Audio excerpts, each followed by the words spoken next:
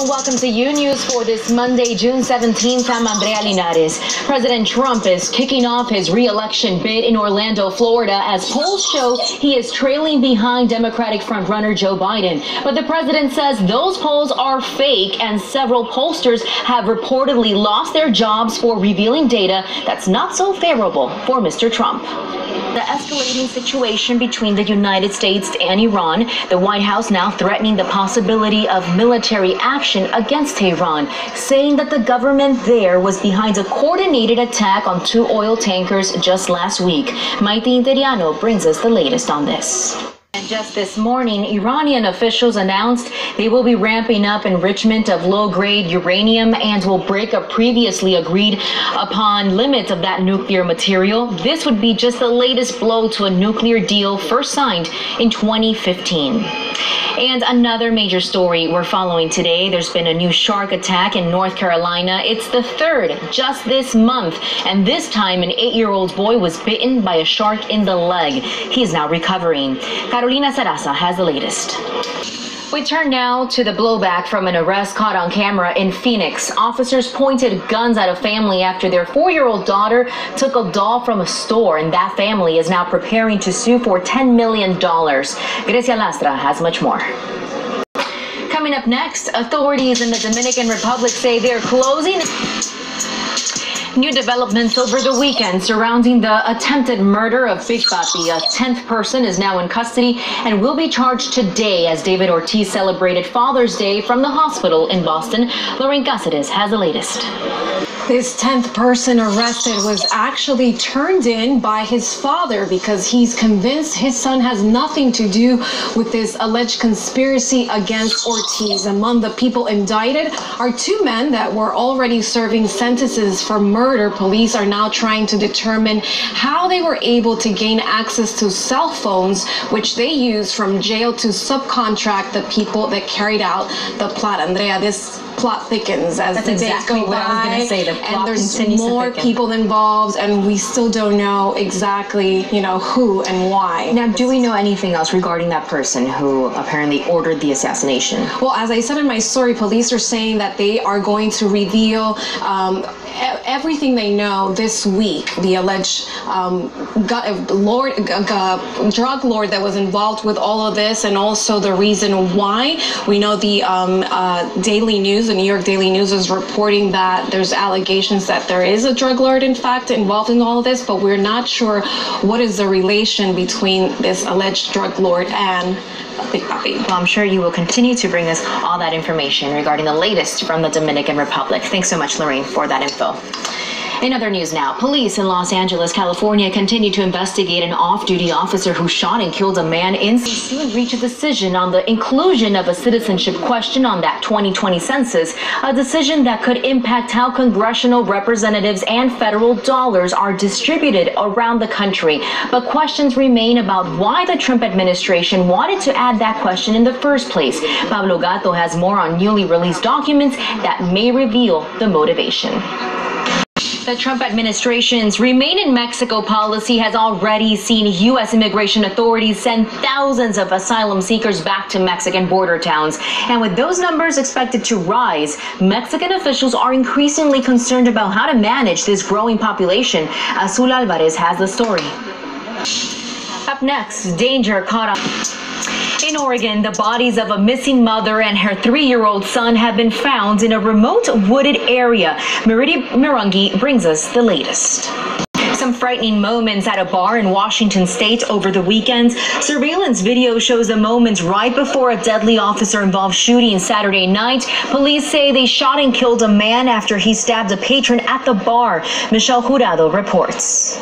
Tragedy in Tennessee. A 27-year-old man died over the weekend after being found unresponsive in a campground at the already have on our cell phones is now being credited with helping to save a teenager's life. This after a North Carolina mom was able to find her daughter, discovering she was trapped in a terrible car crash.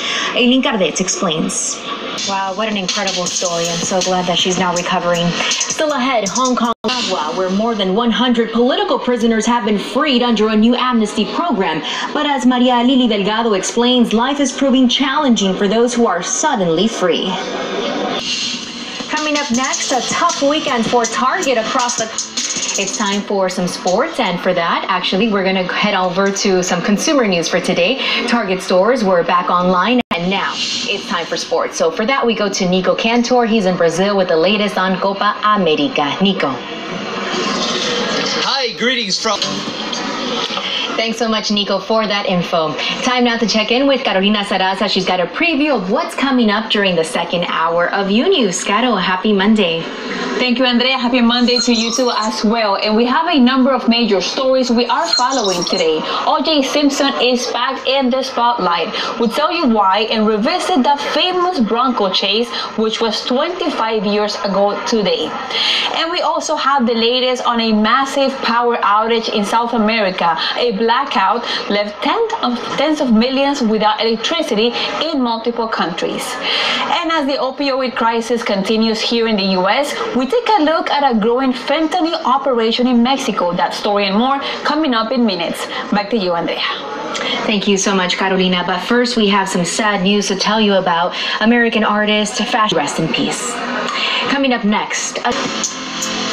So thanks so much for staying with us. There's a new winner of the hit show Project Runway, and he's a Colombian-born designer who calls South Florida home. His name is Sebastian Gray, and he joins me now in the studio. First of all, Sebastian, congratulations. It's such an honor to have you here. No, thank you so much for having me. The honor is mine.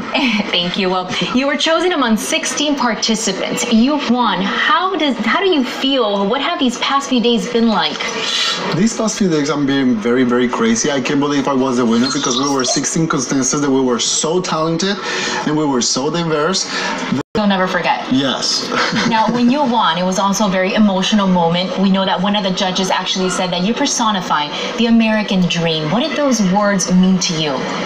Well, they make my heart full of joy and my soul too, because coming from such a fashion icon like Nina Garcia is very special, and is the representation to tell people that if you work hard and if you're willing to make sacrifice and go for it, dreams can be true. So I'm happy to be able to show people that we are able to accomplish what we dream on. Now, at what point did you decide, and how did you leave Cali, Colombia, and come here to the U.S.?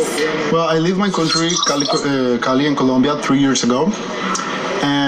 Searching for new bars. A jack of all trades. You did a little bit of everything. A little bit of everything. Now, at what point did you decide, I want to be in the fashion industry, I want to join this industry? What did you do to actually enter and start growing in this field?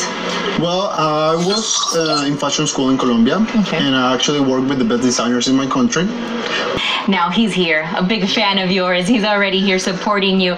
Now, how would you describe your fashion style for those people that are tuning in and perhaps don't know you as well right now?